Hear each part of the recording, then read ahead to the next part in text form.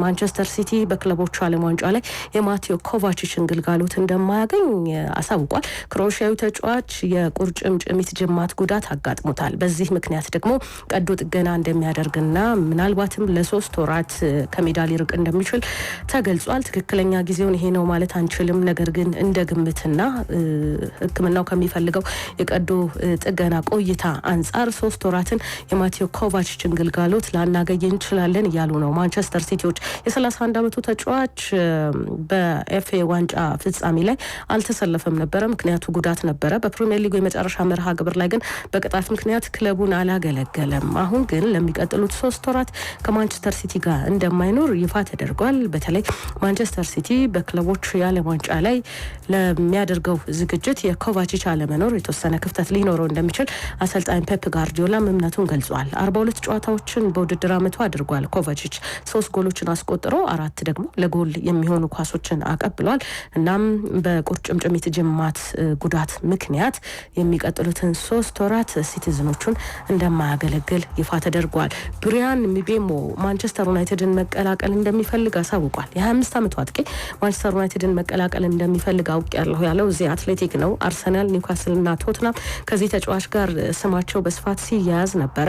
ለብሬንፎርድ ትልቅ ግልጋሎትን የሰጠ ተጫዋች ነው ብሪያን ሚቤሞ። እናም ይሄ ተጫዋች በውድድር ዓመቱ 20 ጎሎችን አስቆጥሯል። 7ቱን ለጎል እንዲሆኑ አቀብሏል። ጥሩ የውድድር ዓመት ባሳለፈበት ጊዜ ግን ጥሩ ውድድር ዓመት ያላሳለፈውን ማንቸስተር ዩናይትድን መቀላቀል እንደሚፈልግ መግለጹ አግራሙትን ፈጥሯል። ርዕስም መሆን ችሏል። በርካቶች ይሄ እንዲህ ሊሆን ይችላል የሚል ሀሳብን እያነሱ ይገኛሉ። የብሬንፎርዱ አሰልጣኝ ቶማስ ፍራንክ ክለቡ ተጫዋቹን ለመሸጥ ዝግጁ መሆኑን የገለጹት አስቀድመው ነበረ። ያንን ተከትሎ እንግዲህ በርከት ያሉ ክለቦች ይህንን ተጫዋች የራሳቸው ለማድረግ ጥረቶችን ሲያደርጉ ነበረ። አሁን ግን በተሰማው ዜና ተጫዋቹ ወደ ማንቸስተር ዩናይትድ ማብራት እንደሚፈልግ ተናግሯል። ማቲዩስ ኩኛን ከወልቭስ ያስፈረመው ማንቸስተር ዩናይትድ ይህንንም ተጫዋች ሁለተኛ ፈራሚው አድርጎ ወደ ኦልድ ትራፎርድ ሊወስደው ይችላል የሚሉ ዘገባዎች በስፋት መውጣት ጀምሯል። ፈጣኑ ሁለተኛው ፈራሚ ሆኖ ቀይ ሰይጣኖቹን የሚቀላቀልበት እድል ሰፊ መሆኑም ተገልጿል። ምክንያቱም የተጫዋቹ ፍላጎት ማንቸስተር ዩናይትድን መቀላቀል ስለመሆኑ ተዘግቧል። የሊቨርፑሉ ግብ ጠባቂ ኬልሄር ወደ ብሬንፎርድ የማምራቱ ነገር እርግጥ ሆኗል። 12.5 ሚሊዮን ፓውንድ ለተጫዋቹ ዝውውር ስለመከፈሉም ነው የተገለጸው። ኬልሄር በቀዮቹ ቤት 5 ዓመታትን ቆይቷል። ለሊቨርፑል እንግዲህ ባደረጋቸው ጨዋታዎች የስኬታማ የሆነባቸው ቀናቶችም አሉ። ከዛ ውጪ ግን ቁጥር 1 ግብ ጠባቂ ወይም የቡድኑ የመጀመሪያ ምርጫ አይደለም። ያ ደግሞ ከክለቡ እንዲለቅ ምክንያት እንደሆነው ከዝውውሩ በኋላ አስተያየቱን ሰጥቷል። ለሊቨርፑላውያን ትልቅ ክብር አለኝ ይላል ተጫዋቹ። ነገር ግን ብዙ ጨዋታዎችን ማድረግ እፈልጋለሁ፣ አቅሜን ማውጣት እፈልጋለሁ። ስለዚህ ወደ ሌላ ክለብ ለማምራት ተገድጃለሁ የሚል አስተያየቱን አጋርቷል። ሊቨርፑል የ5 ዓመት ቆይታ የነበረው ኬልሄር 40 ጨዋታዎችን አድርጎ 2 የፕሪሚየር ሊግ እንዲሁም ቻምፒየንስ ሊግ የኤፍኤ ዋንጫና 2 የሊግ ካፕ ዋንጫዎችን ማሳካት የቻለ ግብ ጠባቂ ነው። ነገር ግን ቀዳሚ ወይም የመጀመሪያ ምርጫ ባለመሆኔና የበለጠ ለመጫወት ሌላ ክለብን ለመምረጥ ተገድጃለሁ የሚል ሀሳቡን አጋርቷል። አንቶኒ ግሪዝማን ውሉን አራዝሟል። ፈረንሳይ ተጫዋች በአትሌቲኮ ማድሪድ ያለውን ውል ማራዘሙ ትላንትና ይፋ ተደርጓል። እስከ ሰኔ 2027 ነው አንቶኒዮ ግሪዝማን ከአትሌቲኮ ማድሪድ ጋር ለመቆየት የተስማማው። በ197 ጎሎች የክለቡ ከፍተኛ ጎል አስቆጣሪ ተጫዋች ነው። ብዙ ጨዋታዎችን ማድረግ ከቻሉ የክለቡ 8 ተጫዋቾች ውስጥም ይገኝበታል። ይህ ፈረንሳዊ ተጫዋች 442 ጨዋታዎችን ለአትሌቲኮ ማድሪድ አድርጓል። 2 ጊዜ በአትሌቲኮ ማድሪድ የቆይታ ዘመንን አሳልፏል። ከመጀመሪያ ቆይታ በኋላ በመሃል ወደ ባርሰሎና አምርቶ ነበረ። ከዛም ተመልሶ ከዲያጎ ሲሞኒው አትሌቲኮ ማድሪድ ጋር ጥሩም መጥፎም የሚባሉ ጊዜያቶች እያሳለፈ ይገኛል። ስፔናዊ ሳይሆኑ ለክለቡ ብዙ ጨዋታን በመጫወትም የሚበልጡት 2 የክለብ አጋሮቹ ናቸው፣ ጃን ኦብላክ እና አንሄል ኮሪያ። ከዛ ውጭ ግን ብዙ ጨዋታዎችን በማድረግ የሚጠቀሰው ተጫዋች ነው። የ34 ዓመቱ ተጫዋች እንግዲህ በዘንድሮ የውድድር ዓመት ግን በሚፈለገው መልኩ ውጤታማ እንደሆነ ወይም ውጤታማ ሆኛለሁ ብሎ እንደማያስብ እየተናገረ ይገኛል። በ53 ጨዋታዎች 16 ጎሎችን ያስቆጠረው በእርግጥ እንደ ማንኛውም ተጫዋች ወይም በመደበኛ አንደኛ ቁጥር ብቻ ከታየ ያን ያህል አስከፊ የሚባል አይደለም። አንቶኒ ግሪዝማን ግን በተለያዩ ምክንያቶች በመጠበቀው ደረጃ ክለቤን አገልግያለሁ ብዬ አላስብም ይላል። ይህ በሆነበት ሁኔታ ግን ከአትሌቲኮ ማድሪድ ጋር ለመቆየት መስማማቱ እጅግ በጣም ደስተኛ እንዳደረገው እየተናገረ ይገኛል። ክለቡ አትሌቲኮ ማድሪድ በዓለም የክለቦች ዋንጫ ላይ ተሳታፊ ነው። እናም ለዛ ውድድር ይሆኑኛል ወይም ከኔ ጋር መቆየት አለባቸው ብሎ ካሰባቸው ተጫዋቾች ውስጥ ስላካተተውም ስሜቱ በጣም የተለየ መሆኑን ይናገራል። 3 ዋንጫዎችን ከአትሌቲኮ ማድሪድ ጋር ያሳካ ተጫዋች ነው። የአውሮፓ ሊግ ሱፐር ካፕ እና ዩኤፋ ሱፐር ካፕን በ2018 ያገኘ ተጫዋች ነው። የተጫዋችነት ዘመኑን በሪያል ሶሴዳድ የጀመረው አንቷን ግሪዝማን ከአትሌቲኮ ማድሪድ ጋር ጥሩ ጊዜን እንደሚያሳልፍ ተስፋ ሰንቋል።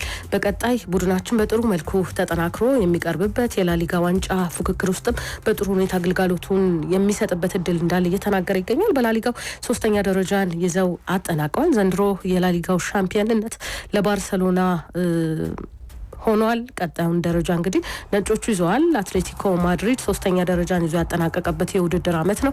ቀጣይ አመት በተሻለ ዝግጅትና በጥሩ ሁኔታ ለዋንጫ የሚፎካከሩበት እድል እንዳለ አንቶኒ ግሪዝማን ከውሉ ማራዘሚያ በኋላ በሰጠው አስተያየቱ ላይ ተናግረዋል። ማውሪዚዮ ሳሪ ለሁለተኛ ጊዜ ላትሲዮን ተረክበዋል። ከክለቡ ራሳቸውን ካገለሉ 15 ወራት በኋላ ነው የተመለሱት። ማውሪዚዮ ሳሪ የ66 ዓመቱ ሰው የ2 ዓመት የውል ስምምነትን ስለመፈጸማቸው ነው ትላንትና ይፋ የተደረገው። በውላቸው ላይ ተጨማሪ የ1 ዓመት ማራዘሚያ እድልም ተካቷል። ቡድኑን ለመጀመሪያ ጊዜ በሰኔ 2021 ተረክበው ነበረ። በ2022-23 ግን ሁለተኛ ሆኖ እንዲያጠናቀቅ አስችለውታል። ይሄ ውጤት ደግሞ ከ1999 2000 ዋንጫ ካሳኩበት አመት በኋላ ያሳኩት በጣም ምርጡ ውጤታቸው ነው ለክለቡ።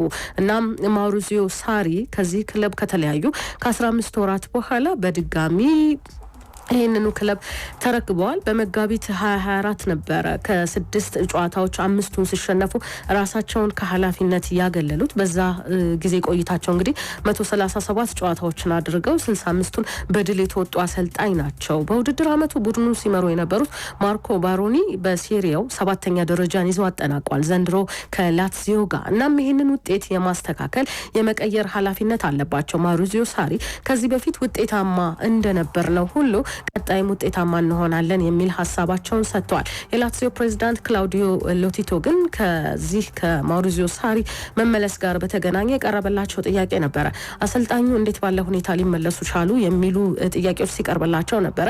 ቤታቸው ነው ወይም የለመዱት አይነት ቤት ነው። ስለዚህ ምንም አዲስ ነገር አልነበረውም። ለንግግርም ብዙ የወሰደነው ሰዓት አልነበረም ይላሉ።